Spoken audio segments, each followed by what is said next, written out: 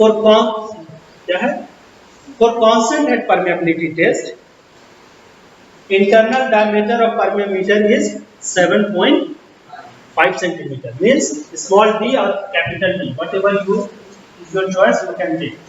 D is given 7.5 centimeter. Head loss over a sample length. Sample length means L. L is given 18 centimeter and head loss H is given 24.7 centimeter. Quantity of water collected in 60 seconds, means time is 60 and this is discharge Q. Total quantity is 626 ml. And porosity of the soil, porosity 44%, means it is equal to 0.44. Okay. We have to calculate the coefficient of permeability and discharge velocity and seepage velocity. Data क्या दिया हुआ वो clear हुआ? At least सुनो, जब हम एक बात और बता रहे हैं, मेरे क्वेश्चन हो या कोई भी क्वेश्चन, कहीं भी कोई भी सब्जेक्ट का क्वेश्चन अटेम्प्ट कर रहे हो, तो क्वेश्चन को देख करके एटलीस्ट क्या दिया हुआ है वो नोट करना पहले इस तरीके से कि गिवन डेटा क्या दिया हुआ है, एंड उसके बाद जो है रिलेटेड फॉर्मूला उसको लिखना है. तो इस डेटा के हिसाब से बोलना है constant head permeability. We know the formula of constant head permeability test, K is equal to Q into L ADH.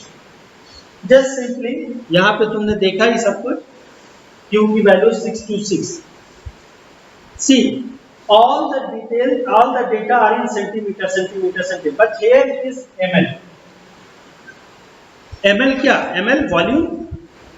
तो 1 ml is 1 centimeter cube.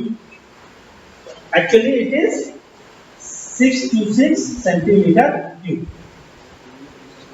ये बात का ध्यान रखोगे, ml क्यूब के बराबर होता है सेंटीमीटर क्यूब, इसीलिए कोई कन्वर्जन नहीं है, डायरेक्ट वहां पे पुट किया हुआ है.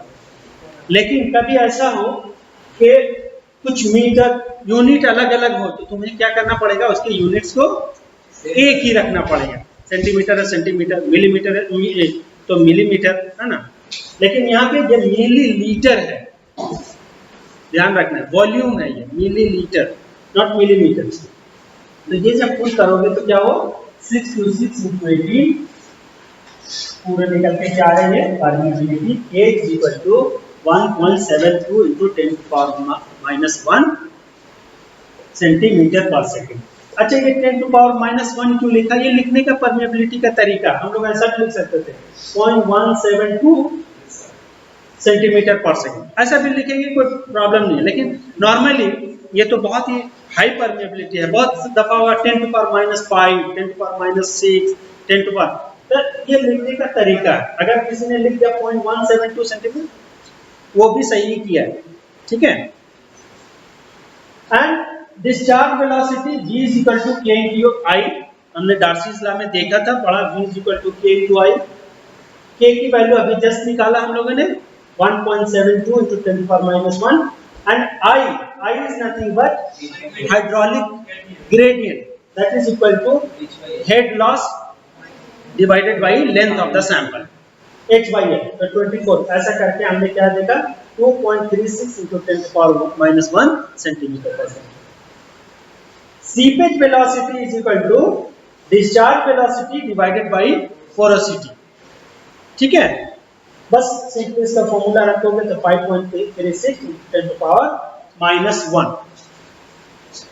From the solution you can see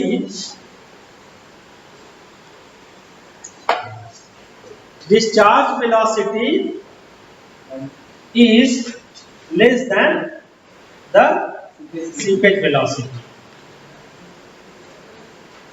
ये चीज का ख्याल रखना है. डिस्चार्ज वेलोसिटी ये ऑब्जेक्टिव क्वेश्चंस में आएगा, आता है नॉर्मली गेट वेट के एग्जाम में कि discharge velocity is equal to seepage velocity, discharge velocity is less than seepage velocity, more than, none of the above.